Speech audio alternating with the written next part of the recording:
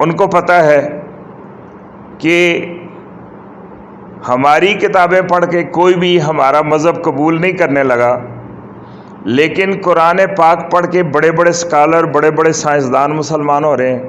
ہم سورج نکالتے ہیں، رات خود بخود غائب ہو جاتی ہے۔ ہم بہار لاتے ہیں، خزاں خود بخود غائب ہو جاتی ہے، اس لیے کہ جو نمایاں ہوتی ہے وہ اپنے زیریں کو زیر کر لیتی ہے، یہ اصول ہوتا ہے۔ ہم نے رشد کو گمراہی پر نمایاں کر دیا، جب یہ نمایاں ہو گیا تو سب سے اونچا، سب سے خوبصورت، سب سے پیارا یہ جب نظر آتا ہے تو دنیا اس کی طرف خود بخود لپکتی ہے۔ اے کہ نشناسی خفیرہ از جلی، ہوشیار باش اے گرفتار ابو بکر و علی، ہوشیار باش، تمہارے ساتھ یہ ہاتھ ہو گیا، تمہارے ساتھ نہیں ہوا بلکہ پوری انسانیت کے ساتھ ہو گیا۔ تم ان کو پہچانو جنہوں نے یہ ہاتھ کیا، یہ ظلم کیا دنیا کے ساتھ، کہ دنیا آج تک کرب میں مبتلا ہے، بلبلا رہی ہے، ترس رہی ہے اللہ کے نظام کو، اس لیے کہ خلافت راشدہ لے کر ملوکیت غاویہ ہمیں دے دی گئی۔ اس کی طرف غور کرو۔ خلافت راشدہ وہ ہے کہ جہاں خلیفہ پتھر کے اوپر سر رکھ کے یا بازو کا سرانہ بنا کے درخت کے نیچے لیٹا ہوا نظر آتا ہے، لیکن اس کے اقتدار میں دور دور تک جو رہ رہے ہوتے ہیں وہ اس کا نام سن کے بھی کانپتے ہیں، اس لیے کہ یہ خود حکومت نہیں کر رہا بلکہ یہ اللہ کے قانون کو نافذ کیے ہوئے ہے۔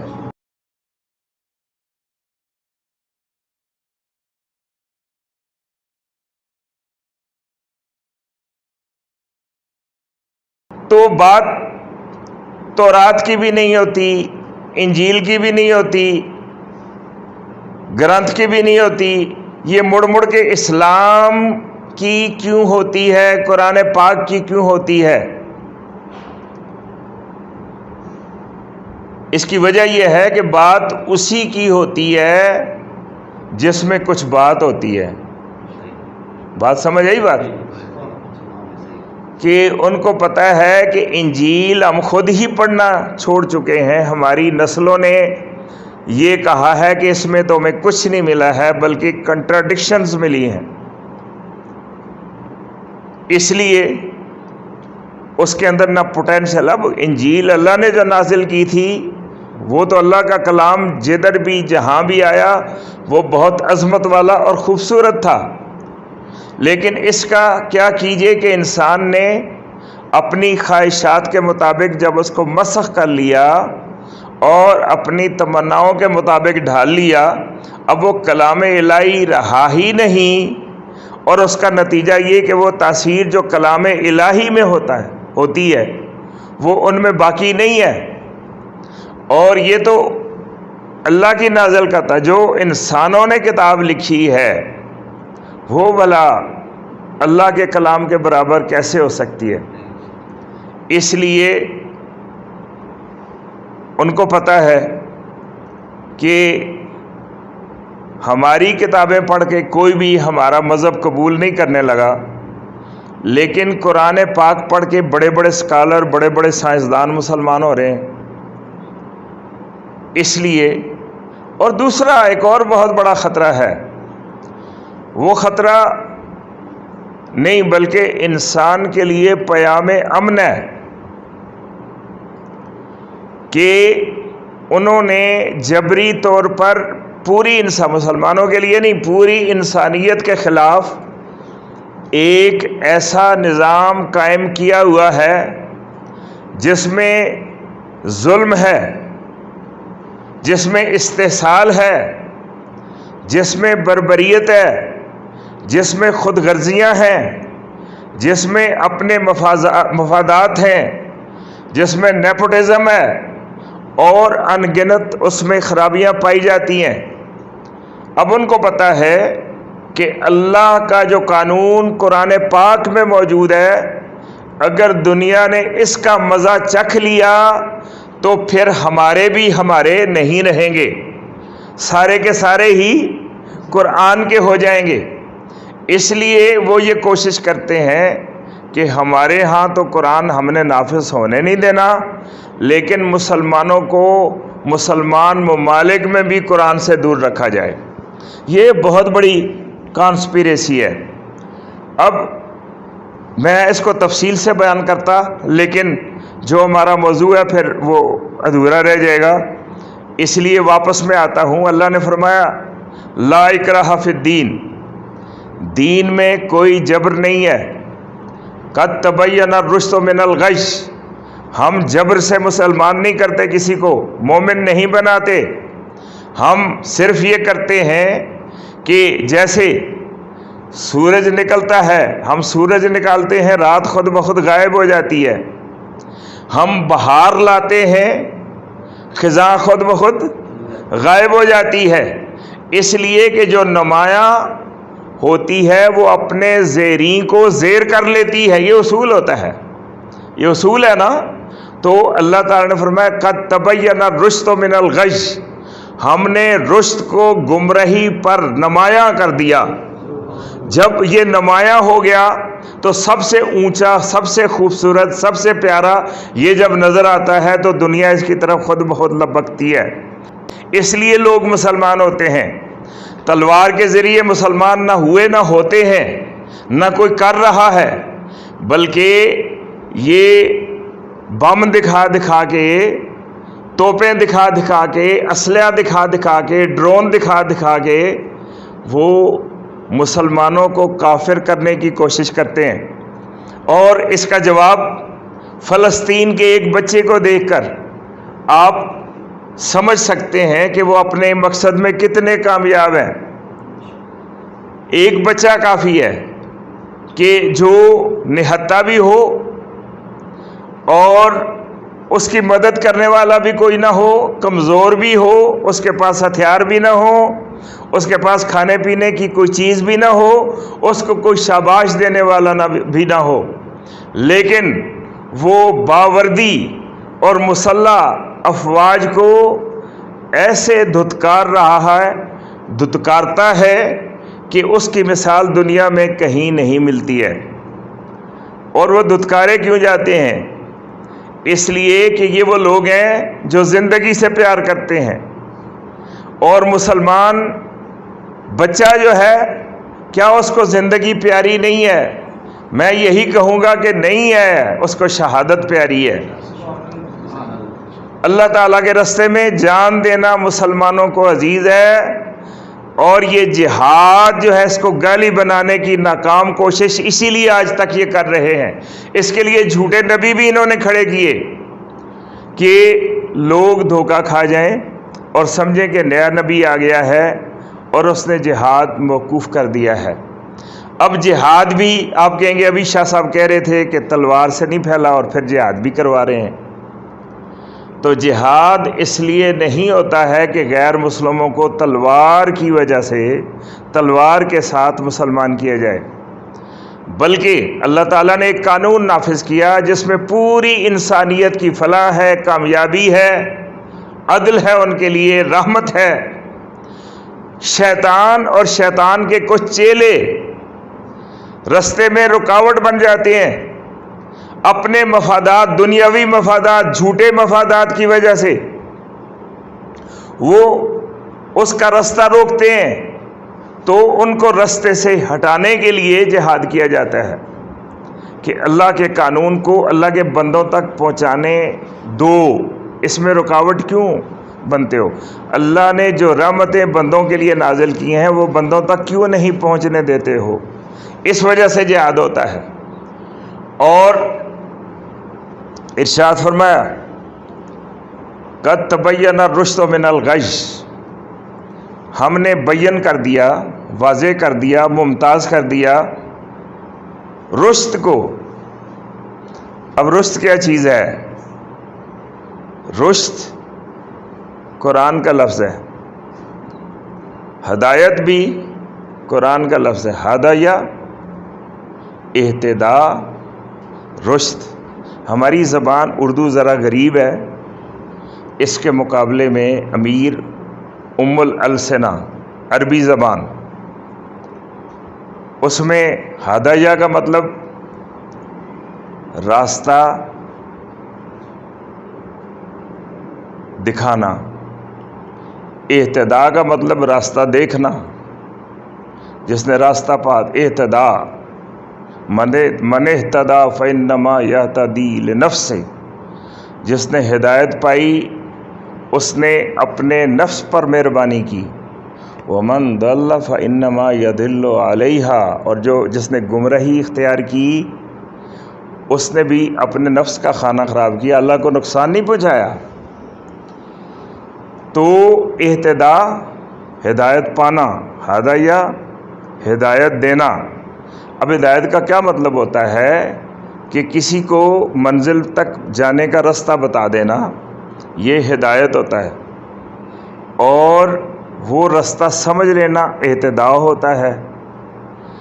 اور لیکن راستہ سمجھ میں بھی آ گیا، بتانے والے نے بتا بھی دیا، لیکن اس راستے کو ہم نے فضول سمجھ کے سائڈ پہ رکھ دیا، اکثر یہ ہوتا ہے۔ اس میں ایک اگلا درجہ آتا ہے کہ جس میں ہدایت نہیں رہتی، بلکہ وہ ہمارے وجود کا، ہمارے کردار کا، ہماری کیمسٹری کا، ہمارے مزاج کا حصہ بن جاتی ہے۔ اس کو کہا جاتا ہے رشد۔ انسان چلتا پھرتا ہدایت کا نمونہ بن جاتا ہے، اس کو رشد کہا جاتا ہے، اور یہ بھی قرآن پاک کا لفظ ہے۔ اور یہ رشد جو ہے یہ عربی کا لفظ ہے، اور عربی میں ہی رشد سکھانے والے کو مرشد کہا جاتا ہے، رشد اور رشید ہدایت یافتہ کو کہا جاتا ہے۔ اور یہاں بڑی خوبصورت بات میرے ذہن میں آ گئی،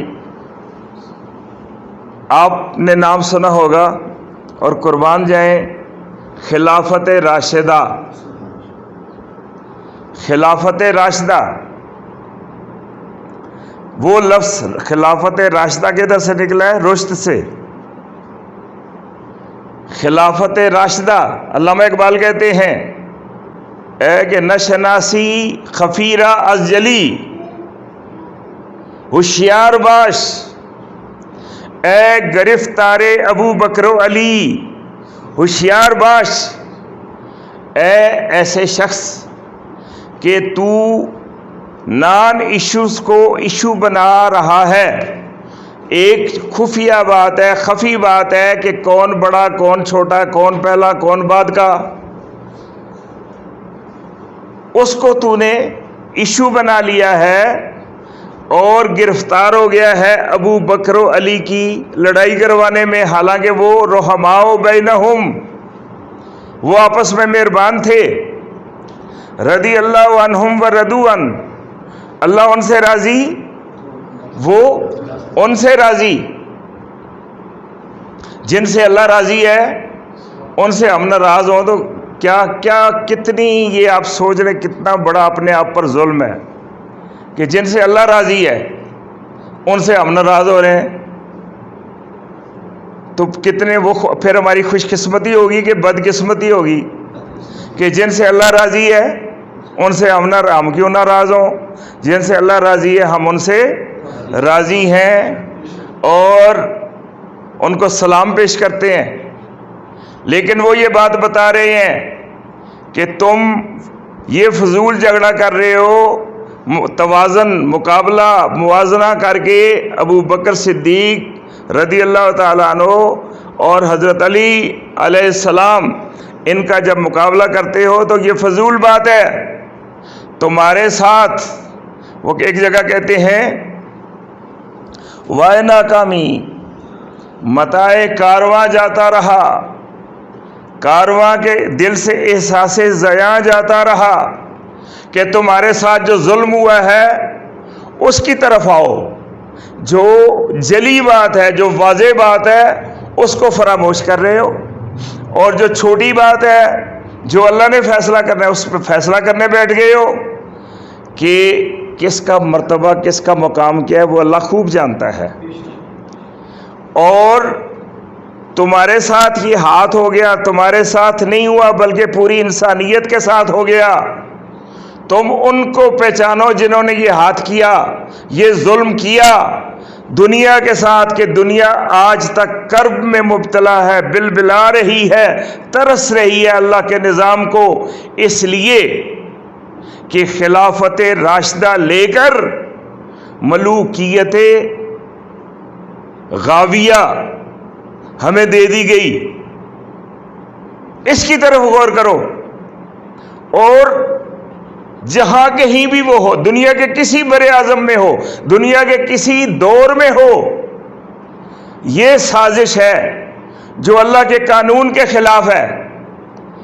دنیا کے کسی خطے میں ڈکٹیٹرشپ ہے تو آپ کو سمجھ ہونی چاہیے کہ یہاں اللہ کا نظام، اللہ کی دھرتی ہے تو نظام کس کا ہونا چاہیے؟ اللہ کا ہونا چاہیے۔ اور آج ہے تو آج بھی غلط ہے۔ کسی بھی دور میں اگر انسان حاکم بنا ہوا ہے، ملک بنا ہوا ہے، بادشاہ بن کے بیٹھا ہے اور اپنا راج کر رہا ہے اور اپنی بات کو وہ قانون بنا کے پیش کر رہا ہے، اللہ کے مقابلے میں آ گیا ہے، تو یہ بہت بڑا جرم ہے، یہ بہت بڑا انسانیت پر جرم ہے، صرف مسلمانوں پر نہیں، انسانیت پر، جس کی وجہ سے میں انشاءاللہ کسی وقت تفصیل سے بیان کروں گا۔